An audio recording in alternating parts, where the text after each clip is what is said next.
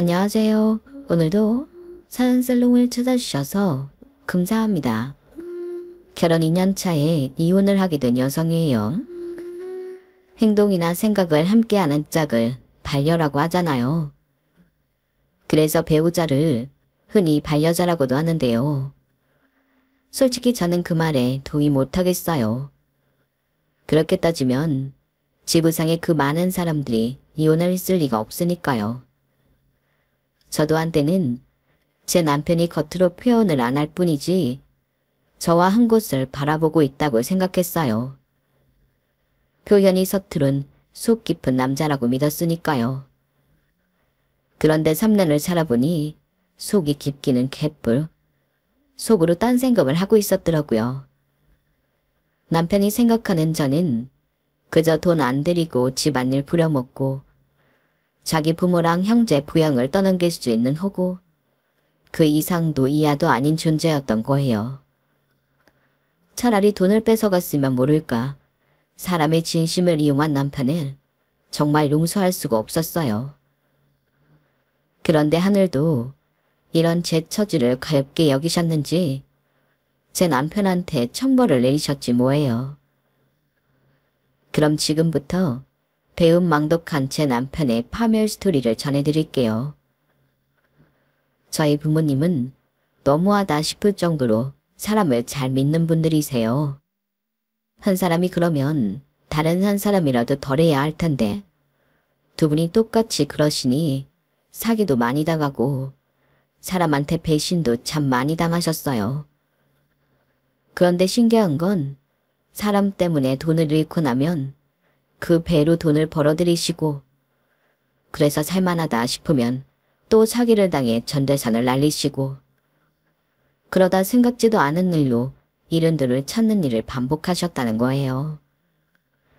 그래서 제 어린 시절을 돌이켜보면 저희 집에 잘 살았다고 하기도 그렇고 못 살았다고 하기도 그래요.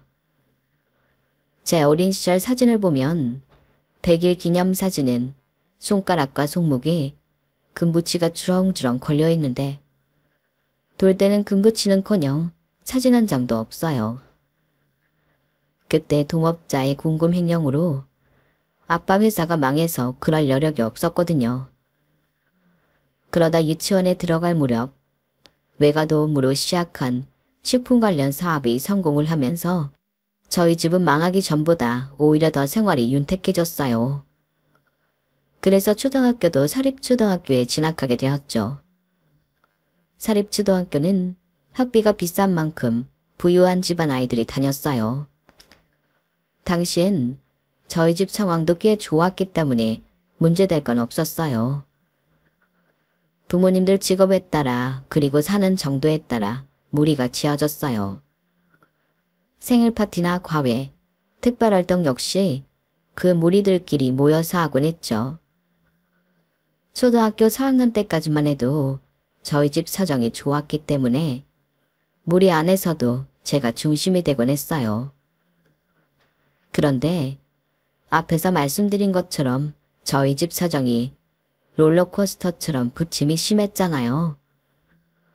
4학년 2학기가 끝나갈 무렵 부모님이 믿었던 지인한테 사기를 당하면서 아빠 회사가 휘청거리기 시작했어요. 겨울방학마다 친구들과 스키캠프에 가곤 했었는데 그때 처음으로 저는 가지 못하게 되었어요. 그래도 아직은 저희 집 사정이 알려지지 않은 때라서 다들 경제적인 문제 때문에 제가 참여하지 못한다는 걸 알지 못했어요.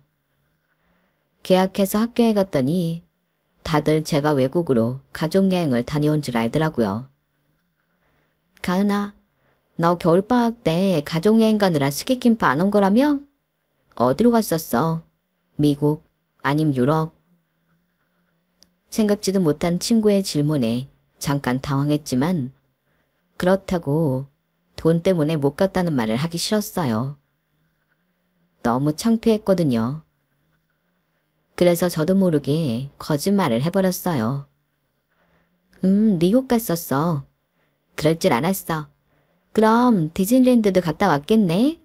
난 여름방학 때 갈 건데. 갔다 왔지. 한번 거짓말을 하고 나니 거짓말이 거짓말을 만들어냈어요. 가보지도 못한 미국 여행에 디즈니랜드까지 책임지지 못할 말들을 해놓고 나니 가슴에 돌덩이를 얹어놓은 것처럼 무거웠어요. 그래도 들키지 않았다는 사실에 안도했어요. 하지만 제가 거짓말을 했다는 사실을 들키기까지 그리 오랜 시간이 걸리지 않았어요. 제가 친구들과 함께하던 과외와 특별활동을 그만두게 되면서 저희 집 사정이 좋지 않다는 게 알려지고 만 거예요. 그리고 그때부터 저는 이전과는 다른 학교 생활을 하게 되었어요. 평소 친하게 지내던 친구들이 하나 둘 등을 돌리기 시작했어요. 친구들이 마음이 변한 게 아니라 친구 부모님들의 마음이 변한 거였죠. 경제력이 받쳐주지 않는 집 자식들은 어떻게도 도움이 안 되니 일찌감치 손절하는 게 맞다고 생각하셨던 거예요. 시간이 흐를수록 저희 집 사정은 점점 더 악화되었고 결국 저와 함께 어울리던 무리들 외에 다른 아이들한테도 저희 집이 망했다는 소문이 퍼졌고 결국 저는 학교에서 왕따를 당하게 되었어요. 다른 것도 아니고 돈 때문에 친구도 잃고 학교에서 투명인간 취급을 받게 되자 저는 자신감을 완전히 잃어버리고 말았어요. 그래도 부모님한테만은 학교에서 당하는 일을 알리고 싶지 않아서 아무 일도 없는 것처럼 보이려고 노력했어요. 그리고 티 안 나게 잘해갔다고 생각했어요. 그런데 생각지 못한 변수가 생긴 거예요. 바로 잠꼬대였죠. 어린 나이에 감당하기 힘든 상황에 스트레스를 받아서 그랬는지 제가 밤에 잠꼬대를 심하게 했나 봐요. 그러던 어느 날이었어요. 엄마가 아침을 먹기 전에 제게 그러시는 거예요. 가은아, 오늘은 학교 가지 말고 엄마랑 놀러 갈까? 요즘에 엄마랑 아빠가 바빠서 가은이랑 시간을 못 보낸 것 같아서 그래. 우리 오늘 놀이동산도 가고 맛있는 것도 먹으러 가자. 그치만 학교 안 가면 선생님한테 혼날 텐데? 괜찮아. 엄마가 선생님한테 잘 얘기할게. 그날 엄마와 저는 어린이 대공원에 가서 놀이기구도 타고 집안 사정이 어려워진 이유로 가보지 못했던 패밀리 레스토랑에 가서 스테이크도 먹었어요. 후식으로 아이스크림까지 먹고 난 뒤 엄마가 제 손을 꾹 잡으시곤 그러시더라고요. 가은아, 우리 전학 갈까? 너도 알겠지만 아빠 회사가 어려워지면서 이사도 하고 많은 게 변했잖아. 전처럼 친구들이랑 하던 과외도 못하고 바이올린이랑 특별활동도 못하게 됐고 그러는 과정에서 우리 가은이가 많이 힘들었을 거야. 엄마 아빠가 그 생각을 못했어. 미안해. 엄마는 애써 눈물을 참으셨지만 저는 그러지 못했어요. 그동안 서러웠던 감정이 폭발해 주체할 수 없이 눈물이 흘러내렸죠. 엄마는 그런 저를 꼭 안아주시곤 등을 토닥여주셨어요. 그리고 이틀 뒤 저는 전학을 가게 되었어요. 전학 간 학교에서는 저를 아는 친구들이 없었기 때문에 저희 집 상황을 아는 사람도 없었어요. 이제는 전처럼 친구들한테 무시당할 필요가 없었죠. 하지만 학기 초도 아니고 이미 무리가 지어져 있는 상황에 전학을 간 거라서 아이들과 쉽게 친해지지 못했어요. 더군다나 이전 학교를 다니면서 친구들한테 마음의 상처를 입은 터라 선뜻 마음을 열지 못한 것도 이유라면 이유였을 거예요. 저는 원래 리더십도 있고 활달한 성격이었지만 1년 가까이 힘든 일을 당하면서 성격이 많이 변해버렸어요. 내 앞에서 웃고 있는 친구들이 언제 또다시 싸늘하게 변할지 모른다는 걱정 때문에 먼저 말을 걸지도 못했고 제게 다가오는 친구들한테도 거리감을 두게 되었어요. 그러다 보니 아이들 사이에서 저에 대한 안 좋은 소문이 퍼지기 시작한 거예요. 전에 다니던 학교에서 사고를 쳐서 강제 전학을 한 게 아니냐. 그러니 사립학교에서 공립학교로 전학 온 걸 거다 등등. 저에 대한 확인되지 않은 헛소문이 만들어졌어요. 전 학교에서보다는 사정이 조금 나아지긴 했지만 여전히 저는 마음을 나누는 친구 하나 없이 외톨이로 남은 초등학교 생활을 끝냈어요. 중학교, 고등학교에 들어가고 나서도 사정은 달라지지 않았죠. 아빠 회사는 거의 파산 직전까지 가기는 했지만 다행히 해외에 수출 판로가 열리면서 기사회생을 하게 됐어요.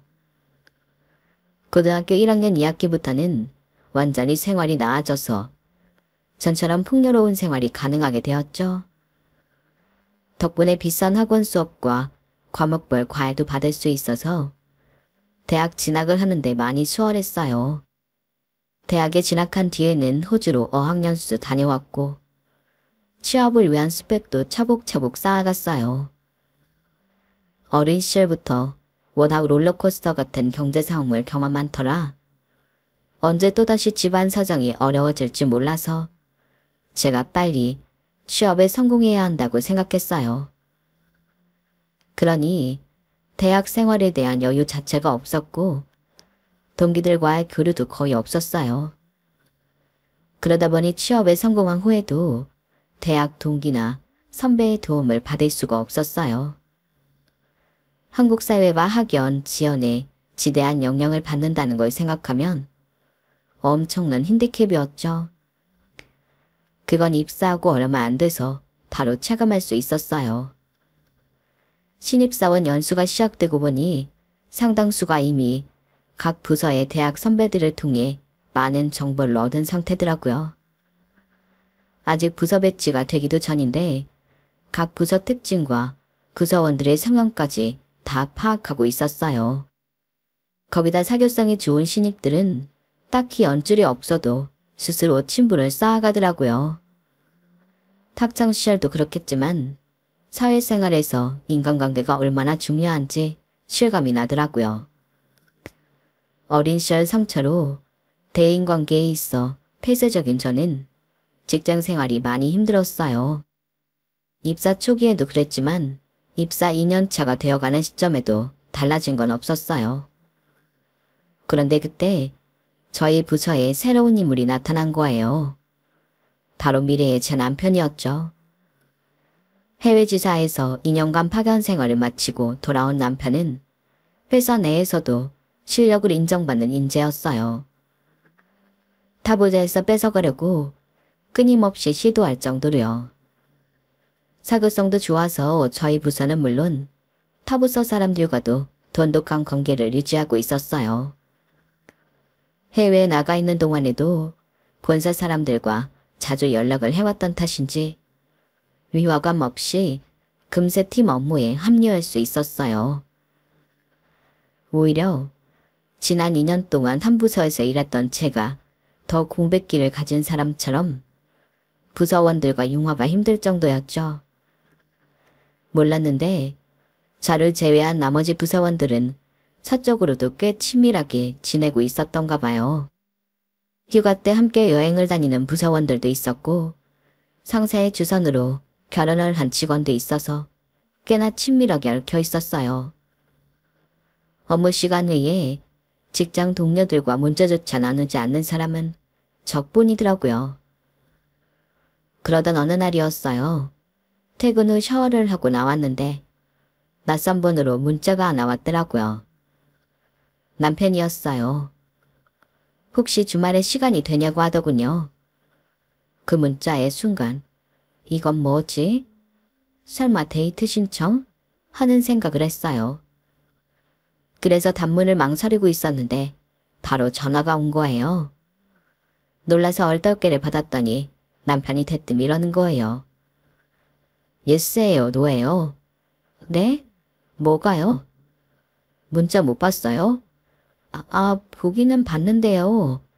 너무 갑작스러워서요. 그렇긴 하죠. 좀 더 일찍 연락했어야 하는 건데 내가 너무 늦었죠.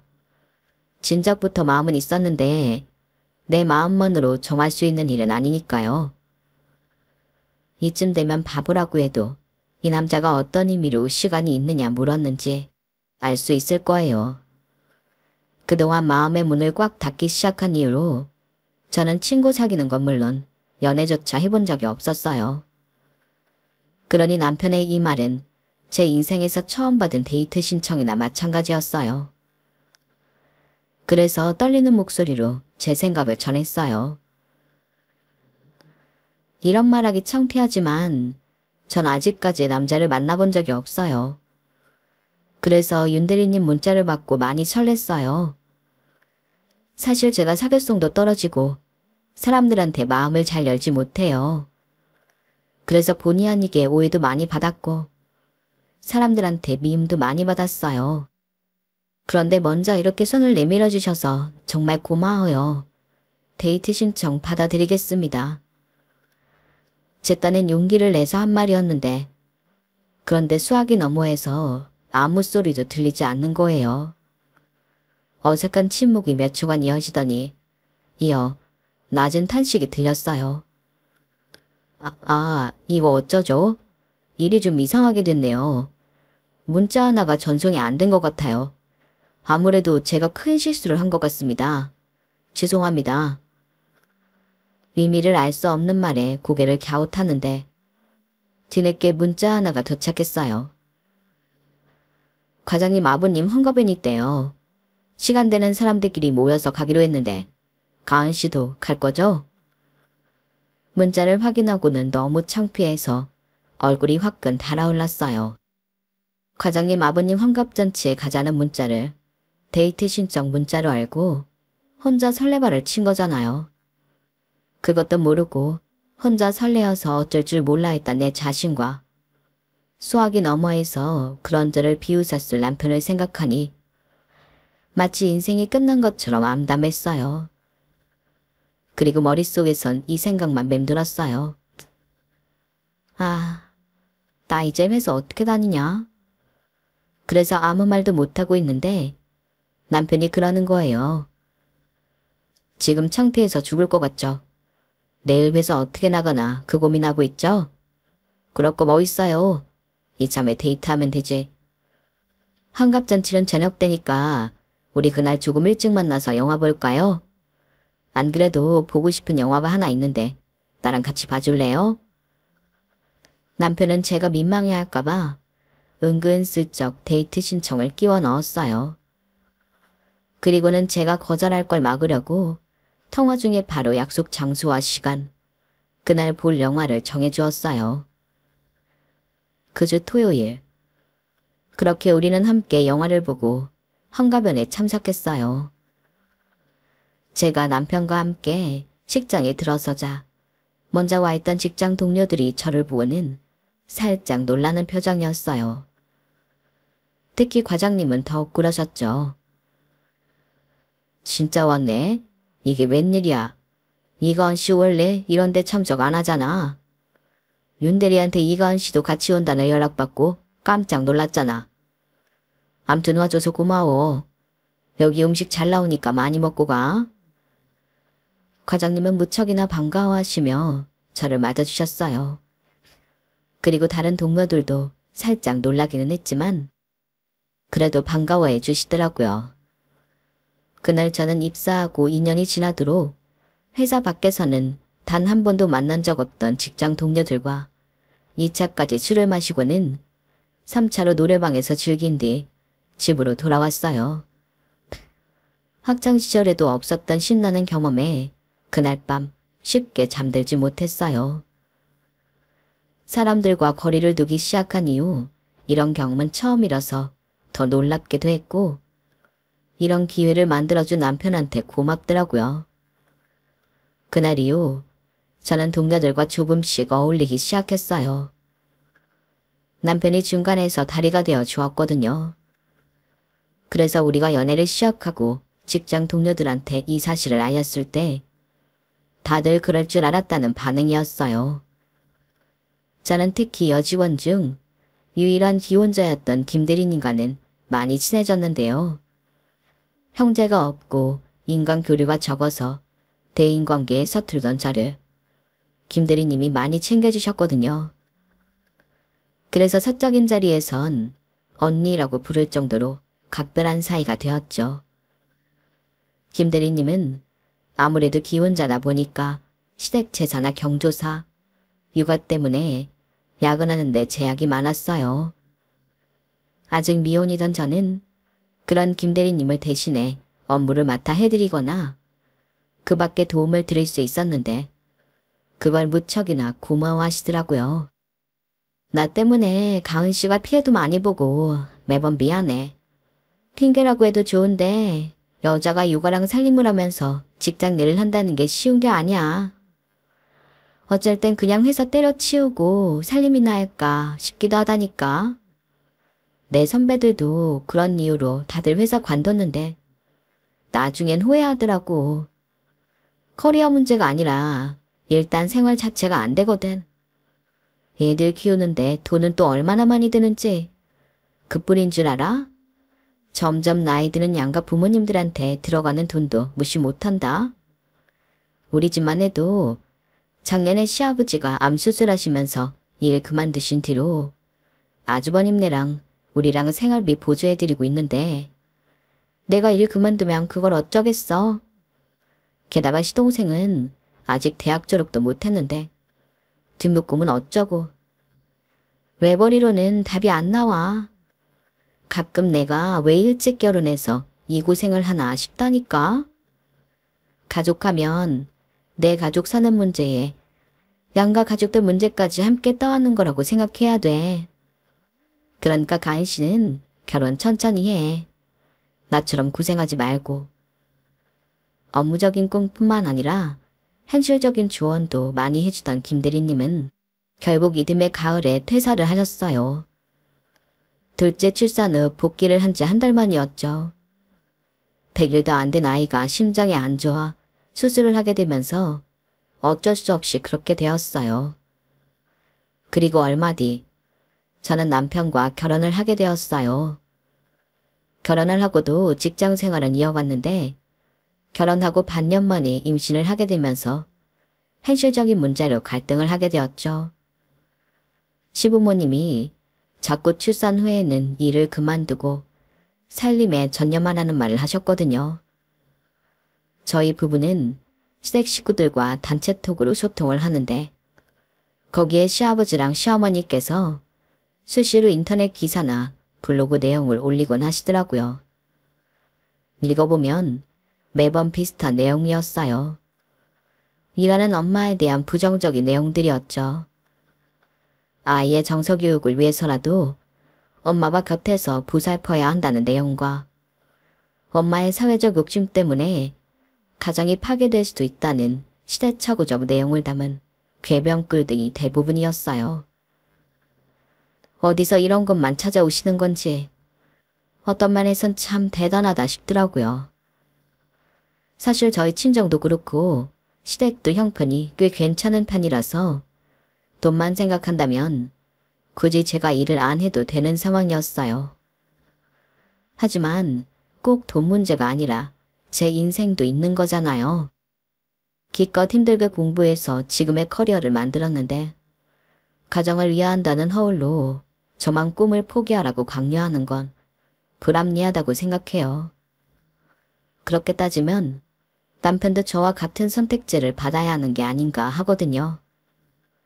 하지만 대려 남편은 자기 꿈을 위해 회사까지 그만두고 창업을 하겠다는 거예요. 여보, 그걸 꼭 지금 해야 돼? 나 출산하면 한동안 육아휴직해야 할 텐데. 그럼 우리 생활비는 어떻게? 무슨 계산법이 그래. 내가 백수로 살겠다는 게 아니라 회사를 차리겠다고 하잖아. 회사 차리면 거기서 벌어들이는 돈이 있는데 왜 먹고 살 걱정을 해? 당신 나 못 믿어? 당신 눈에는 내가 그렇게 능력 없는 사람으로 보이냐고. 일도 시작하기 전부터 초를 뿌리냐? 그래, 100번 양보해서 당신 말대로 수익이 안 나는 최악의 상황이 된다 치자. 그런다고 우리가 손가락 빨고 살게 될 것 같아? 우리 부모님이 자기 손주랑 며느리를 그렇게 살게 내버려 두시겠냐고. 괜한 걱정 그만하고 당신은 태교에나 신경 써. 엄마가 부정적인 생각을 하면 태아가 그걸 다 느낀다잖아. 그리고 우리 아이를 생각해서라도 창업이 답이야. 당신이 언제까지 회사 생활 할 수 있을 것 같아? 육아휴직 끝나면 그 다음은 직장인 목숨이 파리 목숨이나 다름없는데 유부녀 애까지 딸린 직원을 회사가 끝까지 책임져 주겠냐고. 정리해고니 희망퇴직이니 당하는 건 시간 문제야. 그래서 내가 더 회사를 차리려고 하는 거라고. 남편은 어떤 말도 들으려 하지 않았어요.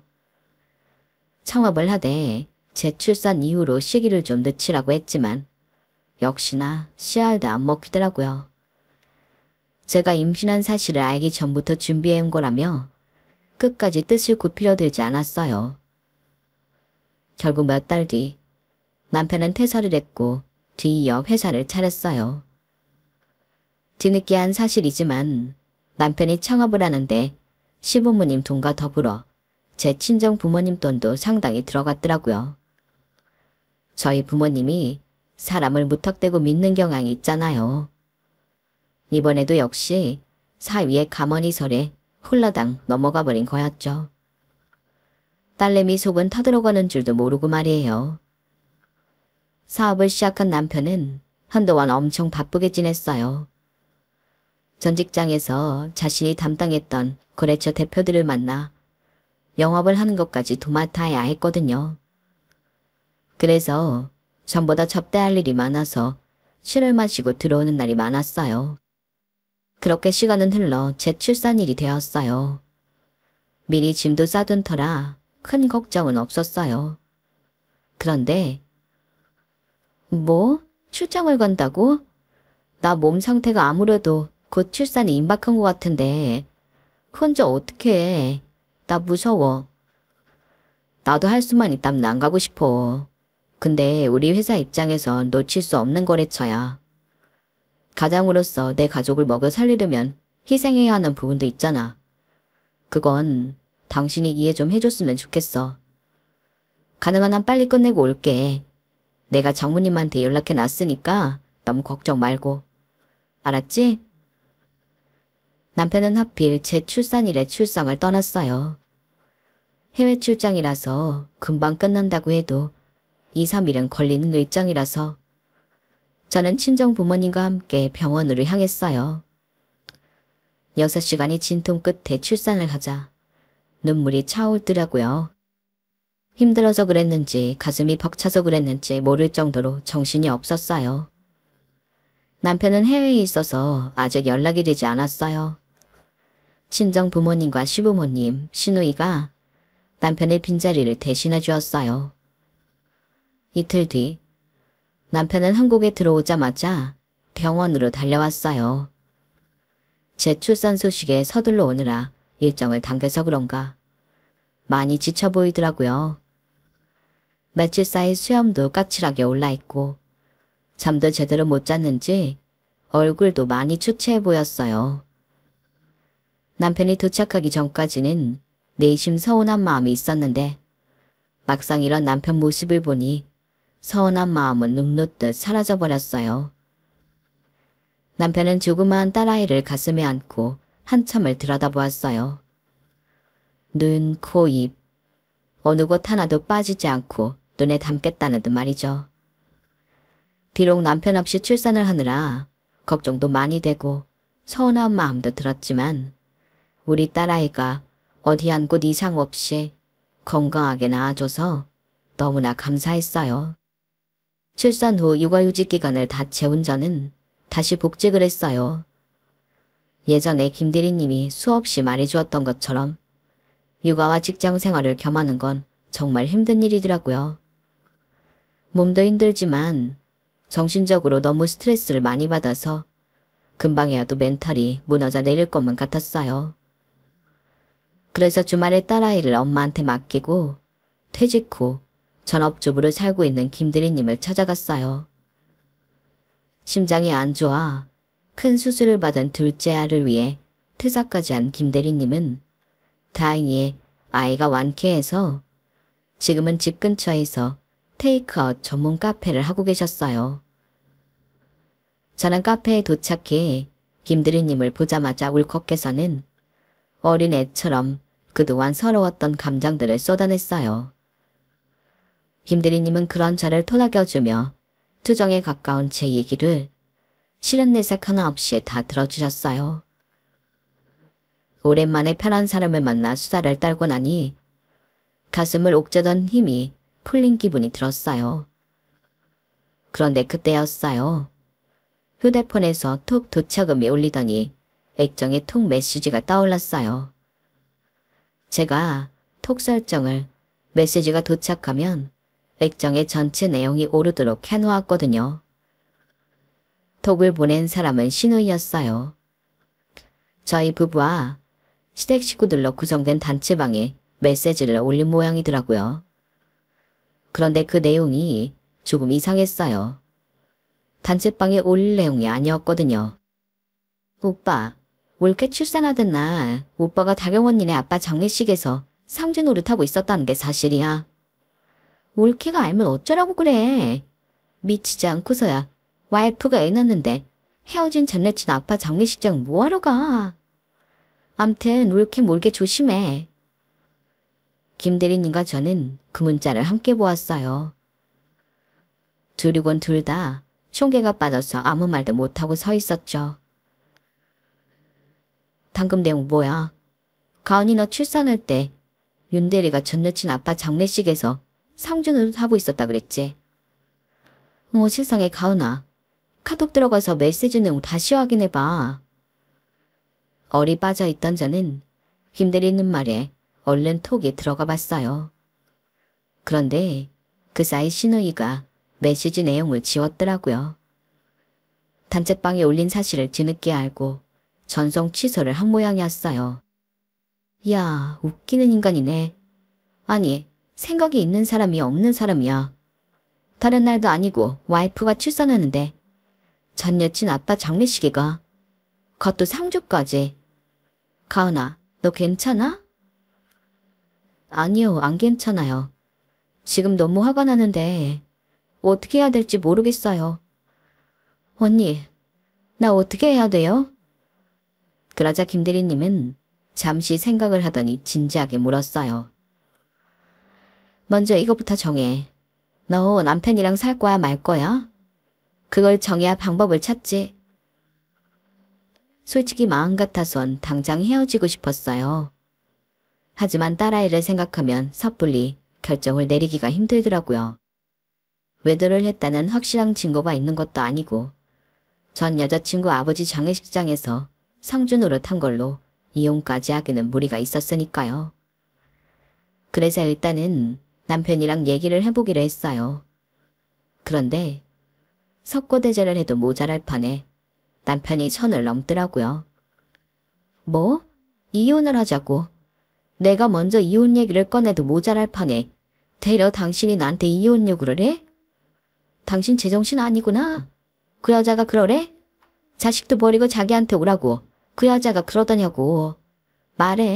말해보라고. 여기서 왜 다경이 얘기가 나와. 다경이는 아무 죄 없어. 이건 어디까지나 내 결정이야. 난 다경이가 변심해서 날 버린 줄 알았는데 그게 아니었더라고. 우리 어머니가 나한테 거짓말을 했던 거야. 그걸 알자마자 난 당신이랑 헤어질 결심을 했어. 우리 부모님이 그렇게 반대만 안 하셨어도 난 진작에 다경이랑 결혼했을 테니까. 그러니까 우리 헤어지자. 충격적인 그 말에 한숨만 났어요. 남편은 집안의 반대 속에 여자친구와 사귀어 왔는데 여자친구가 변심을 하면서 헤어지게 됐다더군요. 그 충격에 해외 지사로 자원의 한국을 떠났다가 돌아와 저와 결혼을 했던 거예요. 그런데 제가 출산을 하기 얼마 전 지인을 통해 전 여친이 변심해 자신을 떠난 게 아니라는 걸 알게 됐고 이후 저를 속인 채 만남을 지속했더라고요. 저와 이혼하고 둘이 결혼하기로 약속까지 했다나요? 그러니 당연하다는 듯 전 여자친구 아버지 장례식장에서 상주 노릇까지 했던 거예요. 어린 시절 느꼈던 인간에 대한 배신감을 세월이 흘러 내 남편한테 또다시 느끼게 될 줄은 몰랐어요. 자신의 유책 사유를 밝히면서까지 당당하게 이혼을 요구하는 뻔뻔함엔 치가 떨릴 정도였어요. 당신이 원하는 게 이혼이라면 난 절대 이혼 안 해줄 거야. 내가 하고 싶다는 마음이 들 때 그때가 우리가 이혼하는 날이야. 그게 1년 뒤일지 10년 뒤일지 그건 내가 정하는 거야. 그때까지 당신은 남편으로서 아빠로서 책임을 다해.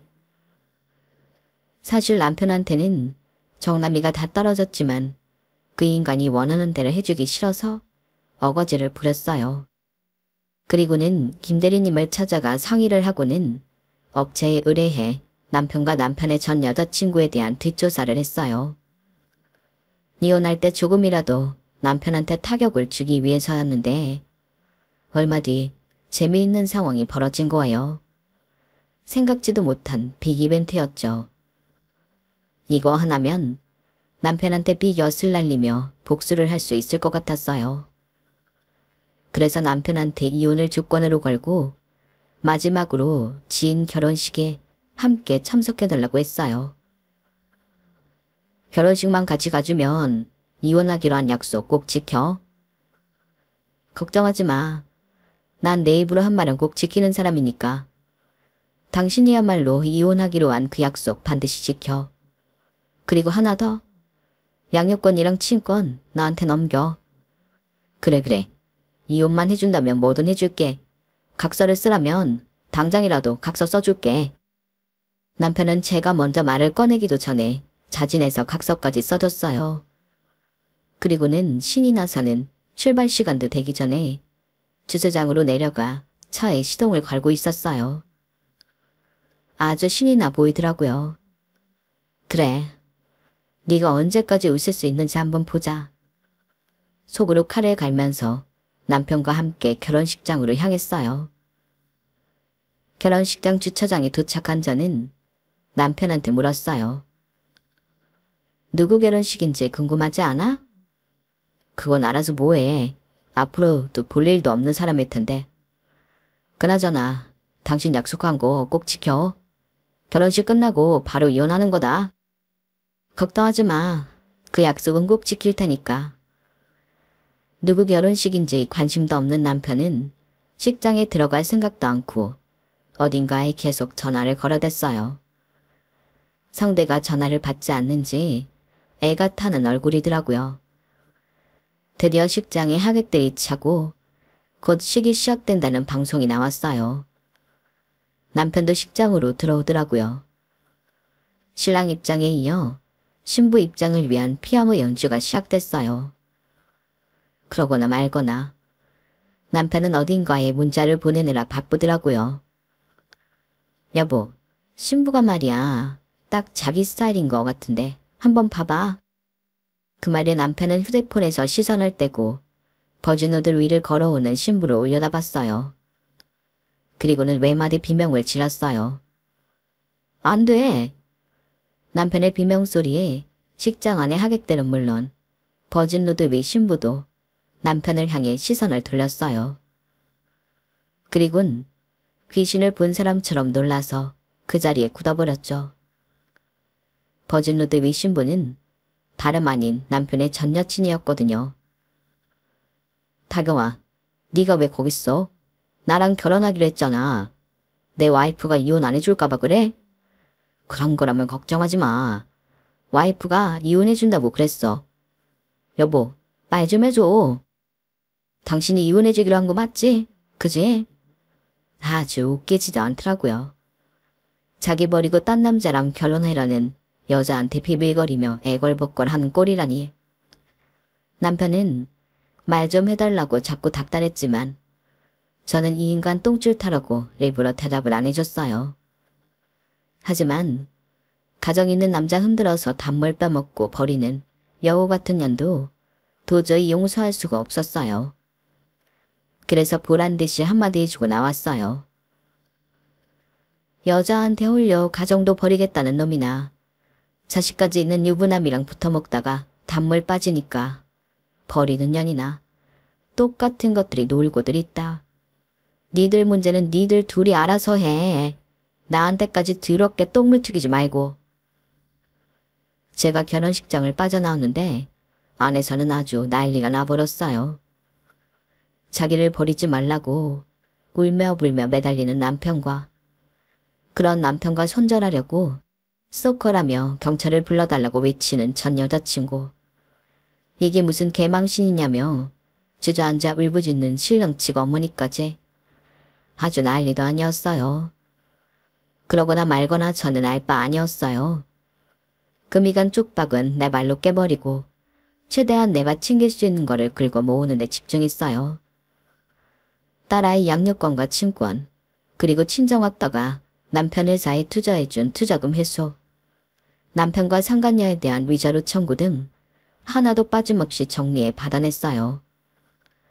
정말 다행이었던 건 아빠가 남편한테 돈을 빌려줄 때 제대로 된 차용증을 받아뒀다는 거예요. 사람 잘 믿기로 유명한 저희 아빠가 사위한테까지 꼼꼼하게 차용증을 챙긴 건 바로 저 때문이었어요. 아빠가 사기를 당해 회사가 휘청거렸을 때 제가 학교에서 당했던 일을 엄마한테 전해드리시고는 정신을 바짝 차리게 되셨거든요. 결국 이혼으로 자식도 잃고 회사도 잃게 되었어요. 남편 말이죠. 거기다 신랑 모친이 결혼식에 파투가 난 거에 대한 손해배상 및 상간남 위자료 청구 소송까지 당하게 되었어요. 시어머니는 시어머니대로 남편의 전 여자친구에 대해 소송을 걸었죠. 아주 끝나는 순간까지도 난장판이었어요. 현재 저는 딸과 함께 친정에서 살고 있어요. 제가 직장 생활을 해야 해서 엄마가 제 딸을 봐주고 계시거든요. 부모님께서는 이혼하고 돌아온 제게 화를 내기보다는 위로를 해주셨어요. 그리고는 우리 모녀의 든든한 버팀목이 되어주셨죠. 그러면서 한편으로는 걱정을 하셨어요. 제가 이 일로 인해 또다시 사람에 대한 마음을 닫을까 봐서요. 하지만 그런 걱정은 하지 않으셔도 될 거예요. 저는 사람한테 배신을 당한 게 아니라 인간 같지 않은 거한테 배신을 당했을 뿐이니까요. 그러니 더는 전처럼 마음의 문을 닫을 이유가 없는 거죠. 앞으로는 어떻게 하면 딸아이와 함께 행복하게 살 수 있을까? 그 한 가지만 생각하려고 합니다. 지금까지 제 사연을 들어주셔서 감사합니다. 저희 부모님과 제 딸과 함께 잘 살 수 있도록 응원해주세요. 항상 건강하시고 행복하세요. 여러분, 사연 댓글에 응원과 현명한 조언 부탁드려요. 좋아요, 구독은 저에게 큰 힘이 됩니다. 오늘도 좋은 일 가득하세요.